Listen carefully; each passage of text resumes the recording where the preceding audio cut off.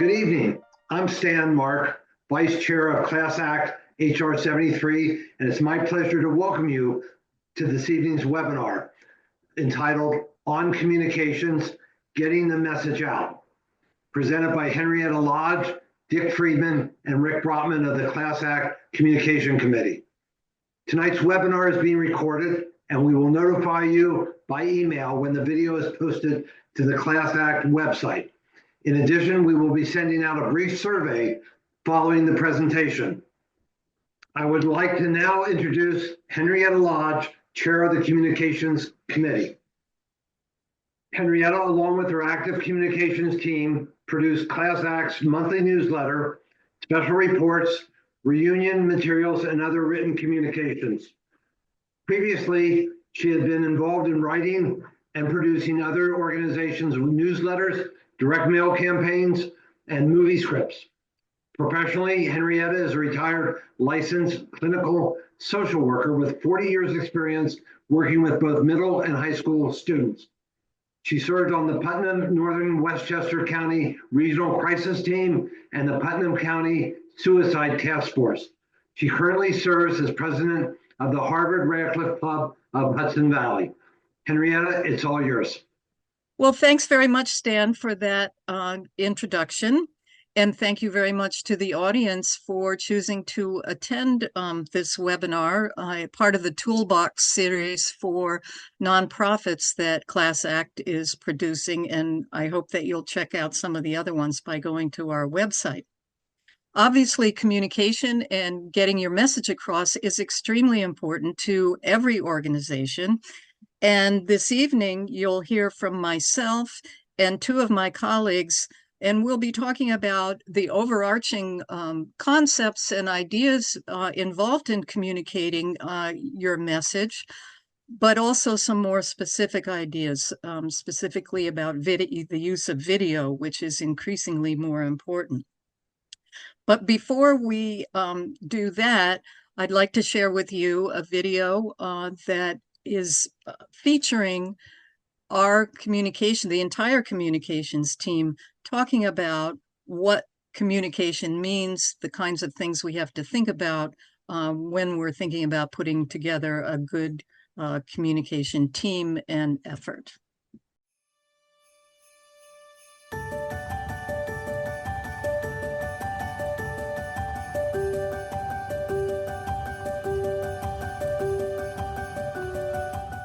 A tool or a vehicle to create and reinforce your brand, to the external world. You need to do it internally as well.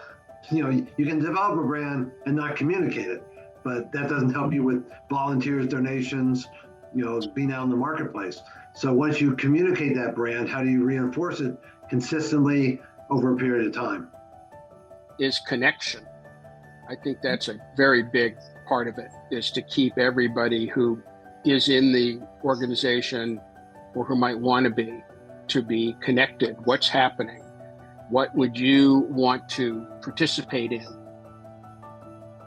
We're talking about a new media, well, it's not new anymore, but a media landscape where you've got to have a great website, and then you've got to find ways to get other forms of media to sort of be interested in you, so that amplifies your presence on the web.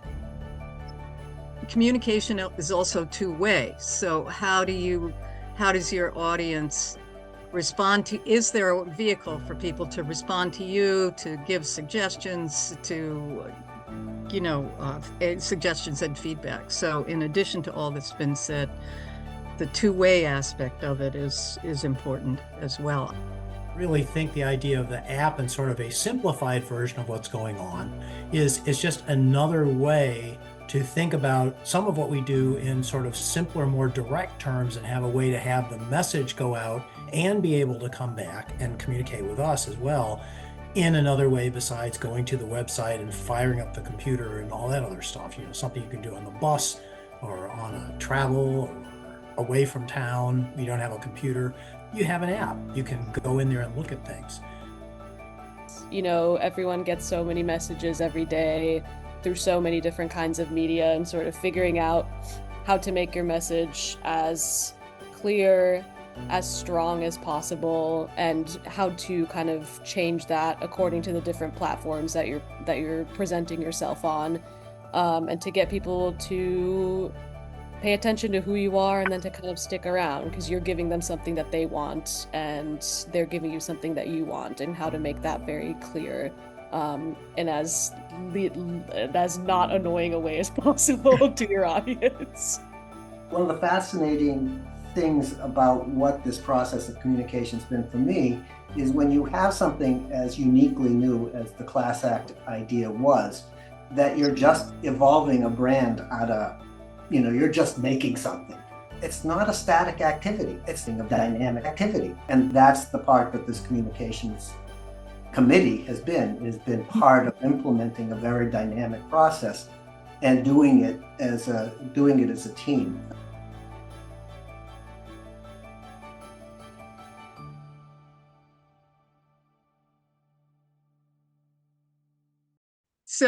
So obviously, as was talked about in the video, we really believe that communication begins and ends with teamwork.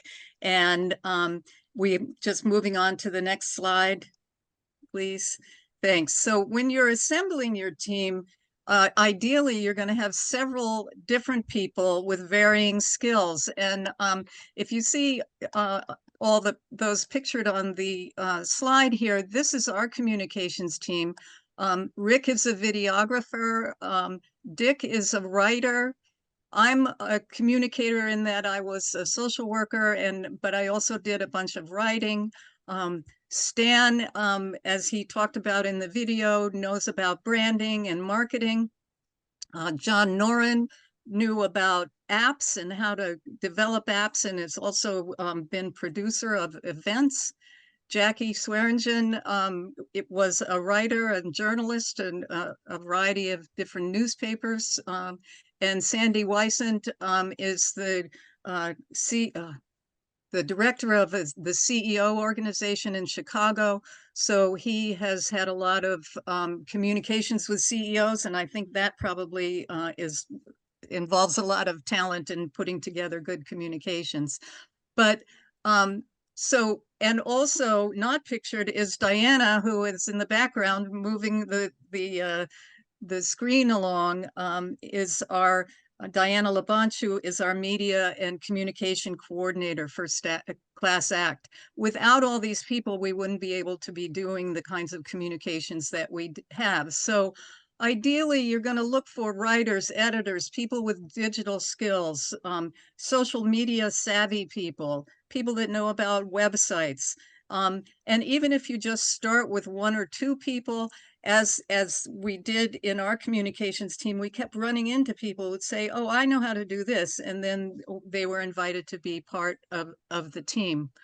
It's also very important to have your leadership as being a member of the team, because that person is going to be the one that really articulates the organization's goals and visions. It's also that the leadership of the organization will be helpful in providing direction to the communication team as to what kinds of communications should be going out, whether it's email or video or whatever. So it would be important for the leadership to help the communication team to decide what needs to be communicated.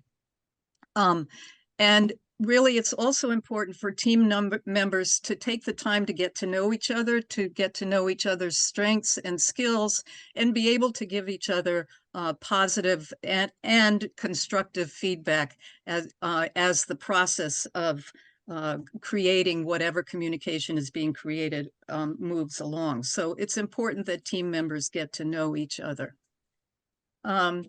Next slide, please.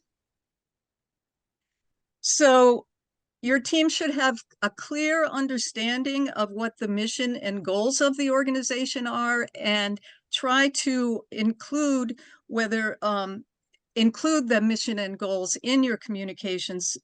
An example of that is not so much stating what the goal of ClassACT is, but in our newsletter, we always have a preamble. And that started when we wanted, it started because the newsletter started during COVID.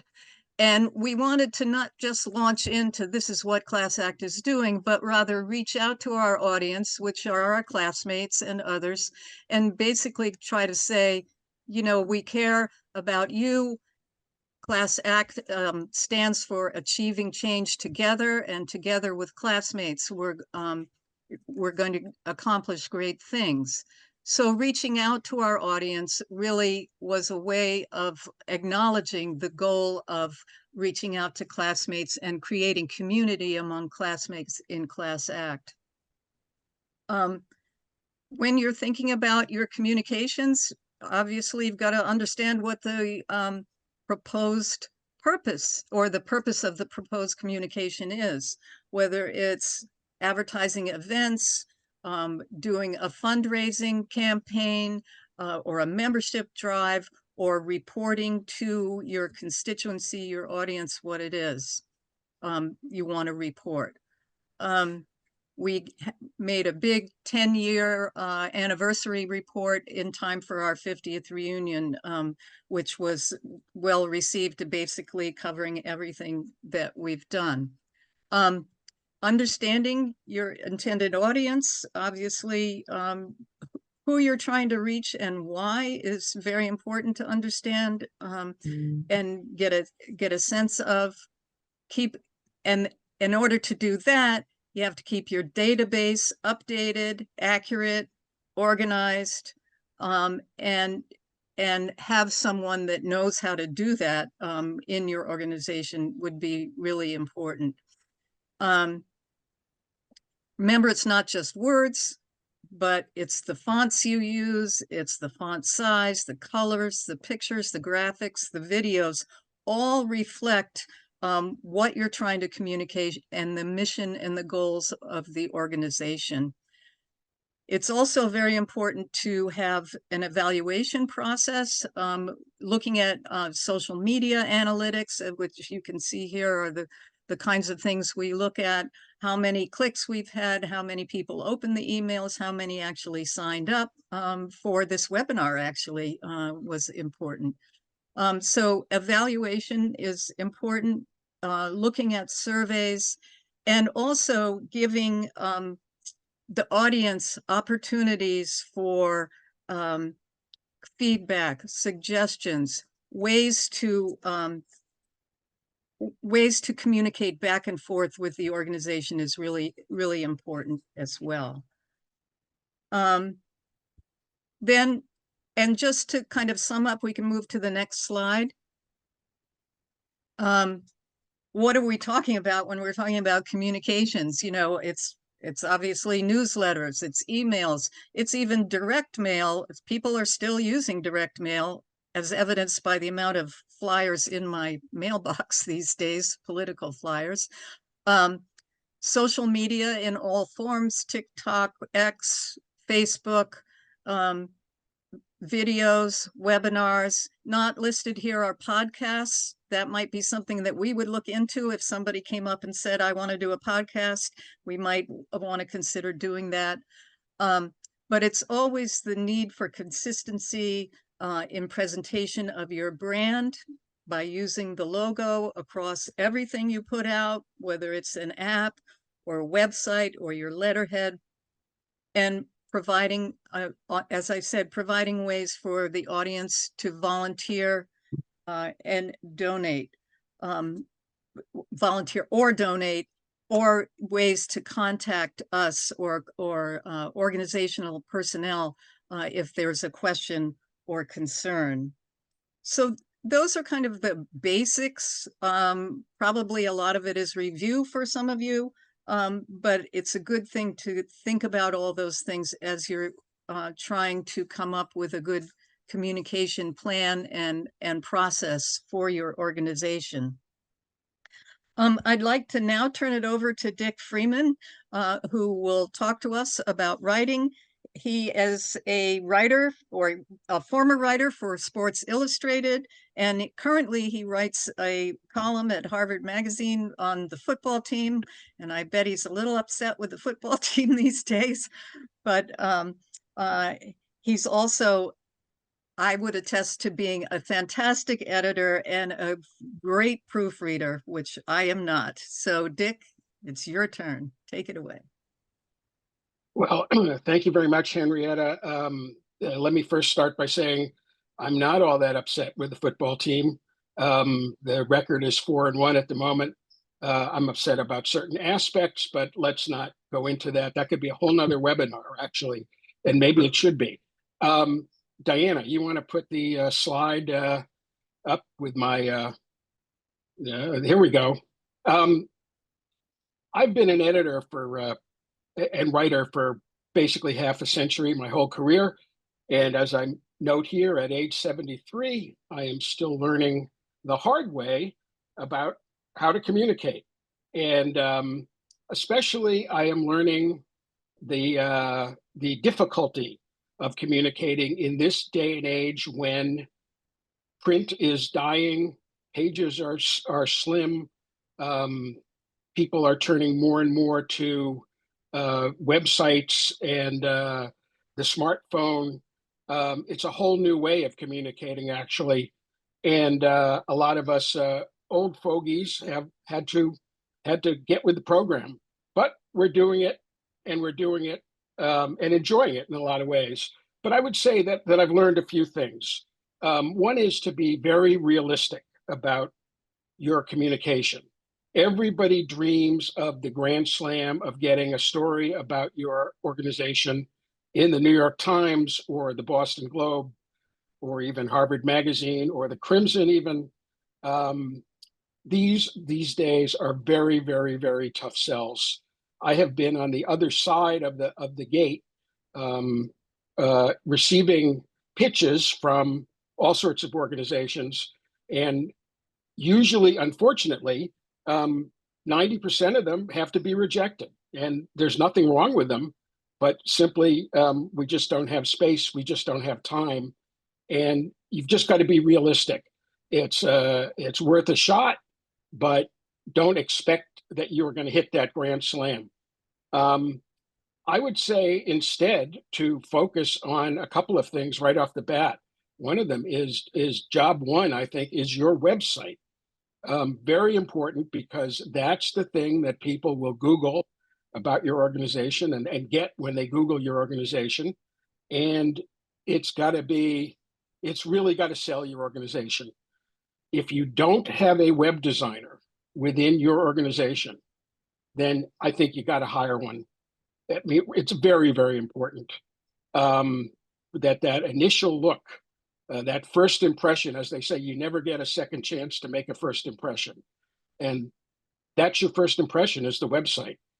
I would also say for the website, you're going to want to write very short, very pithy, very terse, snappy. The other thing to do is think about plenty of photos, plenty of illustrations. You want it to look lively. You don't want it to look overly texty.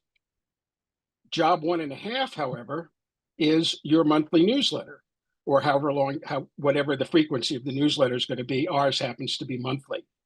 This is the place where you can really go to town with reporting, with writing, with news, and more news of your organization.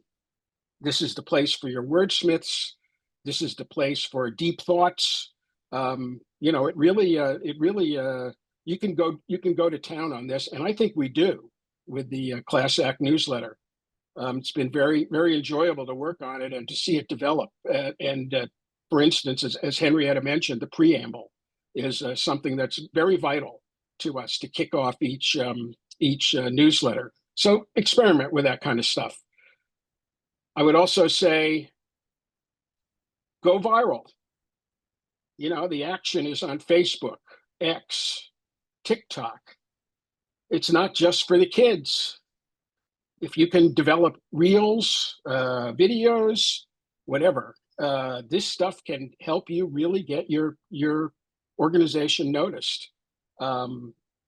These things can be addictive, no question, and they work. And as Henrietta also brought up, oh yes, have you thought about a podcast? I'm more and more, I'm getting bombarded by organizations and publications that are producing podcasts, and individuals too, for that matter. And this clearly is a growing area, and you might need a producer to help you do this kind of thing, because these things are getting much more and more professional. But again, once people get interested in these podcasts, they will go back to them. The other thing is right what we all are now, and that is Zoom, Zoom, Zoom. I call Zoom the upside of the pandemic. It's a tremendous attention-getting weapon.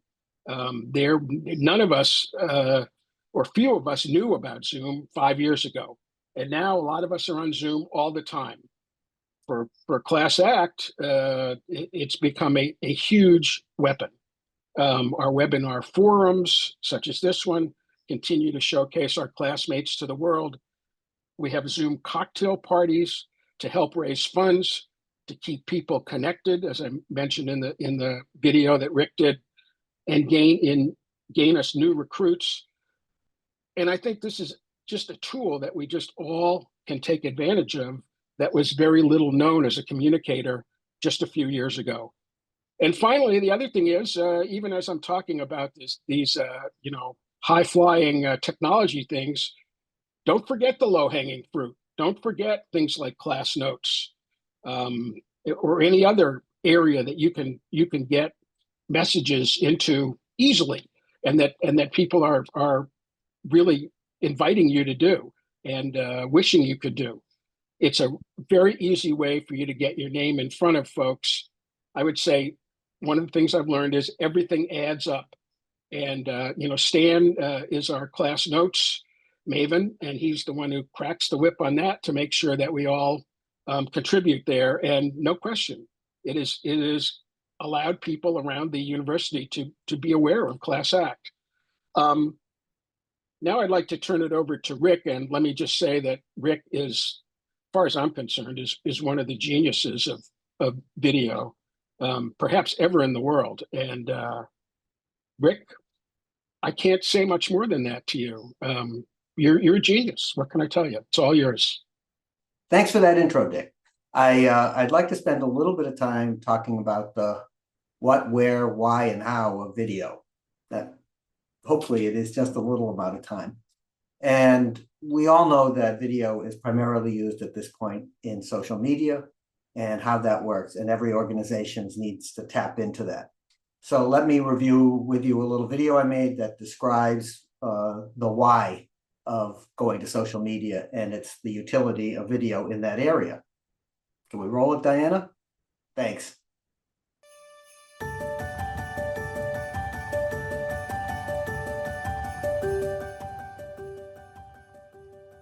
Video content has become a cornerstone of social media marketing. Its ability to engage audiences emotionally, drive sharing, provide actionable insights, and enhance conversation rates makes it a critical component of any effective communication strategy today. As social media continues to evolve, leveraging video will be essential to any organization aiming to capture attention and foster meaningful connections with their audiences. Videos allow you to convey your message in a more relatable manner, fostering an emotional connection with viewers. They can showcase personality, values, and authenticity, which are essential for building trust. Nonprofits that utilize video can effectively communicate their stories and engage audiences on an emotional level, making it easier to establish connection with your cause. Video inherently is more engaging than text or images. Studies show that people are 10 times more likely to interact with a video than with a block of text. This heightened engagement is crucial in a crowded digital landscape where capturing attention quickly is vital. For instance, videos on platforms like Facebook are shared nearly 10 times more than other content types, highlighting their potential for wider reach. Video content is significantly more shareable than other formats. In fact, videos generate 1,200% more shares than text and images combined. This viral potential can dramatically amplify awareness and reach, as engaging videos encourages viewers to share them with their networks, exponentially increasing visibility. Using video on social media provides you with valuable data analytics. You can track viewer behavior, engagement rates, and preferences based on how audiences interact with their videos. This data enables tailored strategies that resonate better with targeted audiences. Video content is versatile and can be adapted for various social media platforms, from short-form clips on TikTok and Instagram Reels to longer formats on YouTube. This adaptability allows you to reach different audience segments effectively. Furthermore, as mobile usage continues to rise, short-form videos have become particularly popular, catering to the preferences of modern consumers who seek quick, digestible content.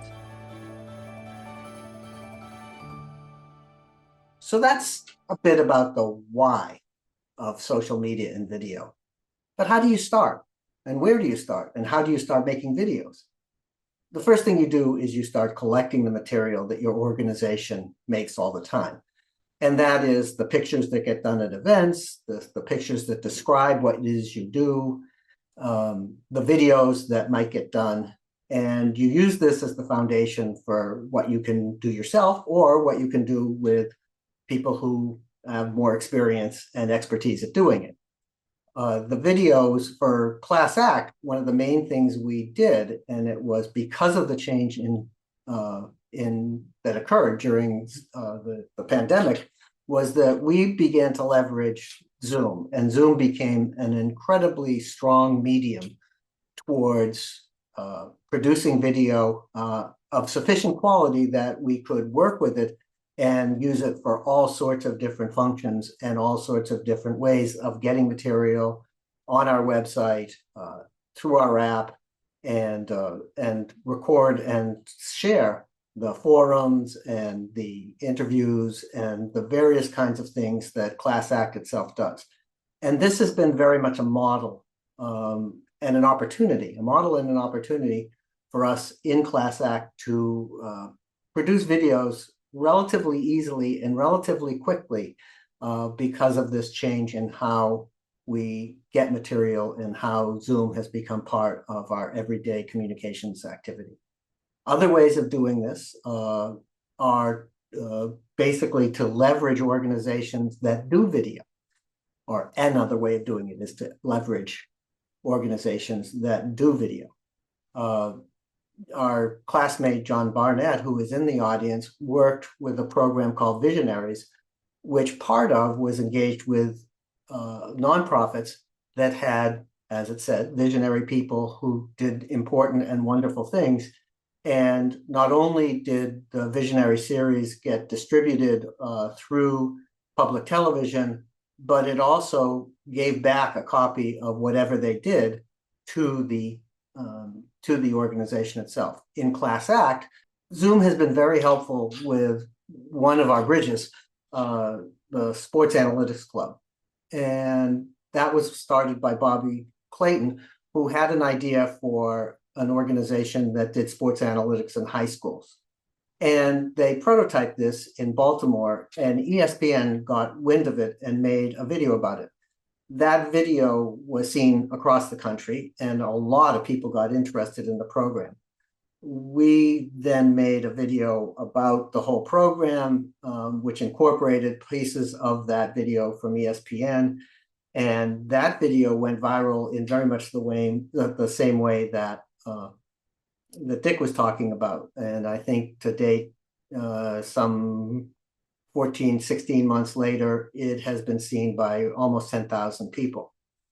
So those are some of the ways that you can leverage video and get the video, but then you get the challenge of, well, what do you do when you actually make one? And I've made a short piece about what you can do to actually create a video, what you have to pay attention to.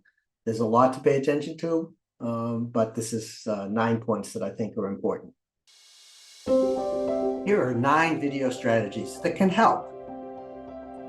Start with a strong hook. Capture viewers' attention within the first 3 seconds. A compelling opening sets a tone for the rest of the video. Keep it short and concise. Focus on the main message or idea, as short videos are more likely to retain viewer interest. Incorporate storytelling. A well-structured story with a clear beginning, middle, and end can evoke emotions and foster connections. End your videos with a clear call to action that guides viewers on what to do next. Whether it's visiting your website, subscribing, or sharing the video, this encourages interaction and increases the likelihood of follow-up action.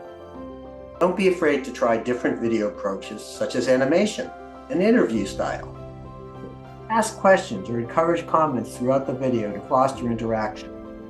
Ensure your videos are optimized for mobile viewing. This includes using vertical formats where appropriate.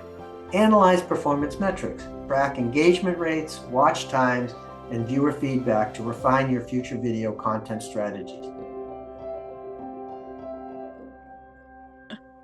Terrific. Thank you for the presentation.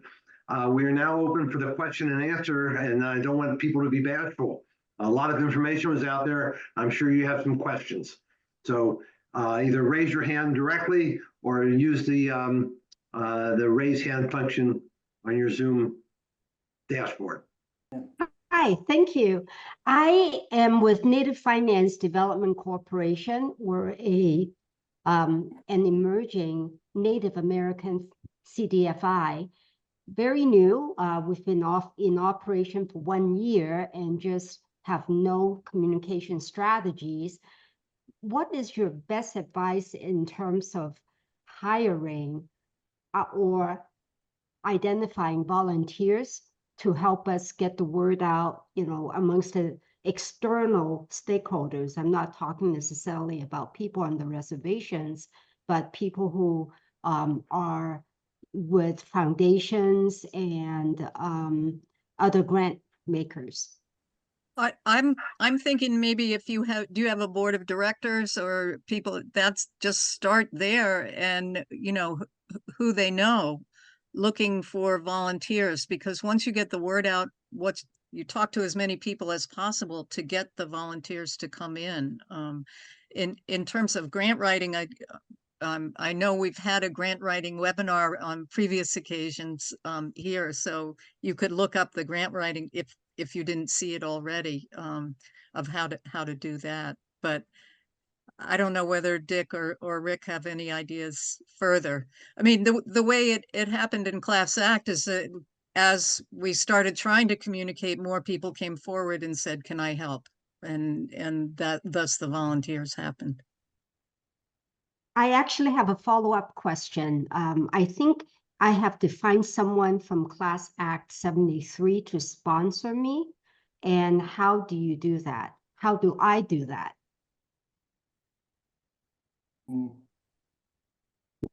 I can answer them very quickly. There's a one-page application form, and we can send that to you and so on. So you'll fill that out, and it tells, some basic questions, and we have a committee that reviews it, and we will get back to you. Thank you, Stanley. Yeah. I would say, just to answer your first question, Cynthia, I think what happened in the early going was that people on the communications committee were asked to kind of go through the class lists and try to find people who exhibit certain skills, and contact them. And we had a number of journalists, we had a number of people who were in business, who might have those kinds of communication skills. So I think that's almost what you have to do. You almost have to go almost person to person and try to identify people. I mean, I don't think there's any magic bullet to it. But you guys, Henrietta and Rick and Stan, might remember differently, and if so, fine. I mean, let me know. Yeah, it's making connections and networking. One person we didn't mention, but she's been part of our team, is Katie Marinella, who does a lot of our social media. We didn't have the skills in-house or in our class, and so through networking, we found Katie. She's been with us for I think 2.5 years now, and runs our social media outreach. And then there's probably several of you who have come in through one of the social media channels versus just through ClassACT. One of the things that I've certainly had a lot of experience with is at the beginning of organizations, there's a lot of pressure on the initial people to tell the story. And obviously it's just, person by person by person. And that is a very important point that I've made videos for, because that way you're not always telling the same story over and over again. You can refer people to it. And in that way, you can broaden your reach very quickly in terms of having somebody who knows somebody, and you're not answering a phone call or getting on things. So it's sort of an initial step for popularizing what your content is and what your direction is. I had to find it. Okay, I'm of a, there's a Ukrainian war going on, and there are Harvard students from Ukraine, and I've been in contact with them, and they want to form a group. I just turned for assistance to the Peter Brooks House Association, and I have money to teach these kids to self-organize, but I need other help. Okay, I think one solution or one next step could be, why don't you go in the chat room and give your name and address and how somebody gets in touch with you, because I'm sure there's somebody here listening that might be interested in the cause. And there are people on campus who can help. We actually have a woman at the Kennedy School who who escaped from that city and got a scholarship to Harvard Kennedy School, and raised money on one of the media sites for her living expenses. So there's potential, and I actually, have ideas on how to grow this, but I can't do this alone. Yeah. Please put your contact information on so people can get in touch. I just did. Okay, super. Great. Thank you so much. I've said enough. Okay, thanks so much. I have a Zoom user. I don't have a name, but there's a yellow hand up. So Zoom Hi, thank you so much. I've come to several of the ClassACT presentations. They've been first rate, and this is no exception. I put a question in the chat because I'm working with a woman in Illinois who's starting an early literacy program called Read a Lot. And in order to make a pitch, I think she needs to do a video. Where would I get names of potential animators who would work maybe on a reduced fee basis? I mean, I don't even know where to go to find an animator. Rick, that might be your bailiwick. There a lot of the way that I think nonprofits and good causes access professional talent is by promoting what they do. Certainly you can try, once you've done that, by the way, once you've done that, people get engaged with the subject matter and want to help. And a lot of organizations have people like me doing them. I mean, that's, I've done it for a lot. It just the way it works. I mean, the other thing you can do is try and reach out through art schools and film schools. That's another logical place if you know specifically what you're trying to get done. Those are the two things that come to mind first. I don't know whether anybody else. Thank you. That's a very helpful suggestion. Thanks. I see John there, John Barnett. Do you have any other suggestions, John? Hi, Rick. Sorry, I was saving the chat there, but you're too many back. Access to animators. Looking for animators. Yeah. Yeah, my daughter happens to be employed as an animator, but that's Can I get her contact info? I'm saying she's more than fully employed, but I'll put my email in the chat, and I'll see what I can come up with and get her suggestions. She actually has CalArts animator graduates as friends who are unemployed. So there's a possibility. Yeah, Thank you. terrific. And Rick, if you want me to elaborate on the visionaries, I could do that, but if it's relevant, but thanks for the mention. Oh, certainly. Well, let's see where we go. We've got some more questions here. Yeah. So I'm not sure if Zoom user is the same person. The hand is still up, but Peggy Griffin is next. Guys, I'm from the class of 2004, and I have a little bit of a different issue. I'm the chair of the board of directors for the National Gold Star Wives of America. We're an organization that represents widows and widowers who've lost their spouse due to their military service. So they could be killed in action, died while on duty, or died as the result of a service-connected disability. We're 79 years old. Eleanor Roosevelt is one of our original signatories in New York State. We've just come off a bruising legal battle with the previous president who pretended to be the president at the White House, at Congress, and at the Tomb of the Unknown Soldier. So our resources are thin, but as we go into our 80th year, we're trying to figure out how to get our message out and rebrand. And I'm just wondering if you had any thoughts on low cost, effective, but quality production. Thanks. Are you asking that specifically when you say production? Are you asking that specifically around video production? I think video, I've been thinking about it for a while. We have a website. We use Wild Apricot as our nonprofit sort of platform. And right now we have around 5,800 members nationwide. The potential is 500,000. So the organization has a lot of people with good intentions, but not a lot of training in the nonprofit world or approaches. So we're going through a lot of changes. We've gone completely virtual in the last year. I'm, as chair, always under the gun for pushing a lot of change. So I figured, why not look at the video aspect? Because I think that tells the story a bit more. The memorial ceremonies, the community service we do, all the outreach we do to help people get their lives improved with the benefits that are there for them, and to improve the benefits they should have.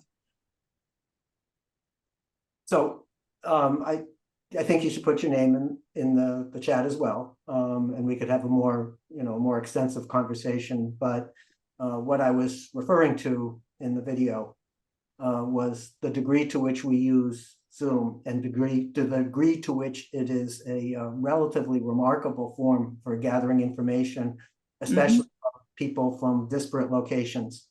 I have, I've made a number of videos, not necessarily just for ClassACT, but also for other organizations.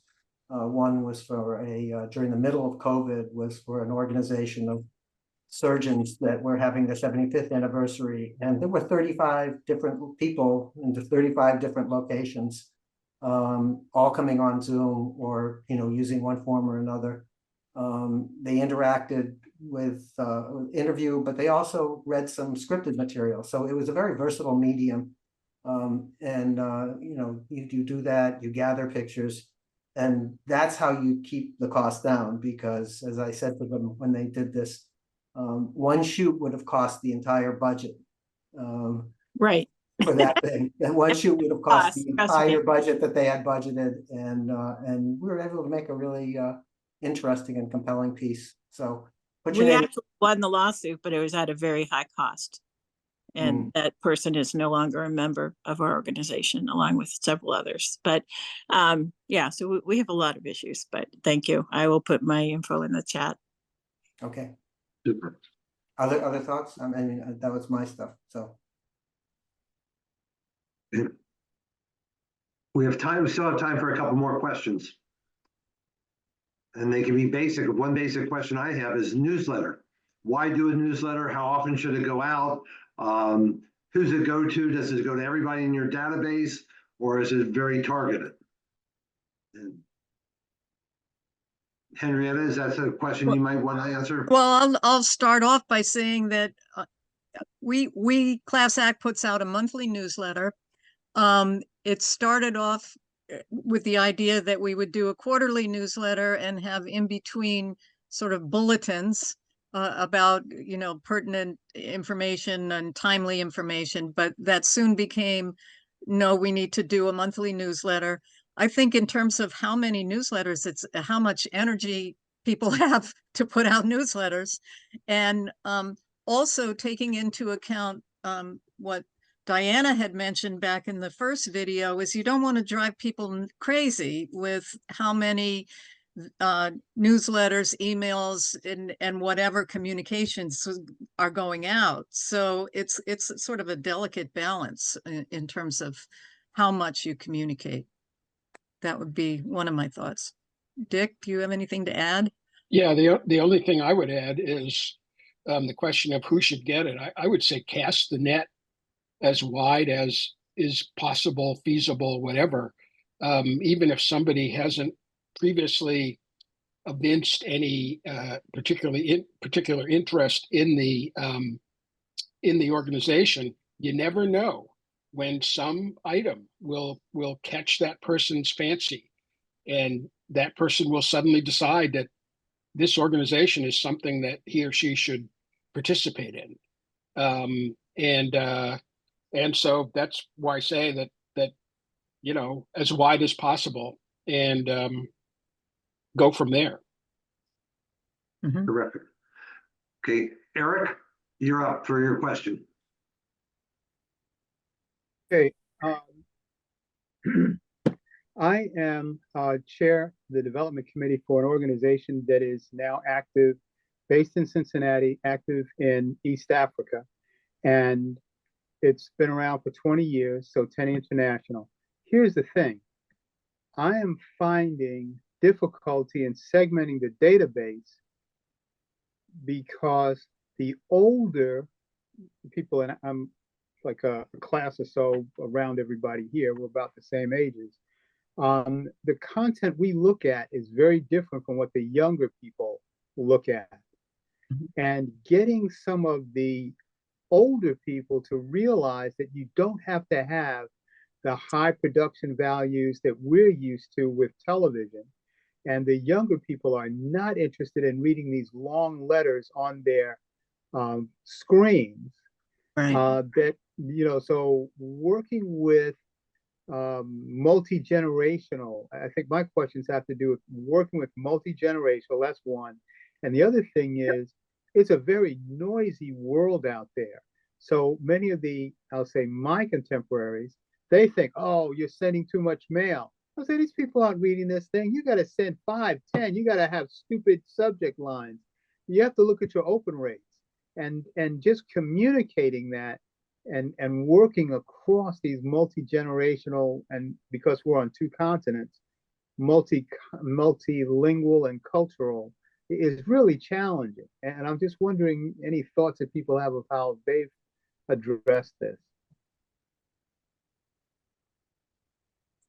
Well, just in response, you're absolutely right to have the multi-generational differences are huge, which is why we all feel Diana's involvement on the communications team is really important, you know, in terms of her, you know, thinking about that.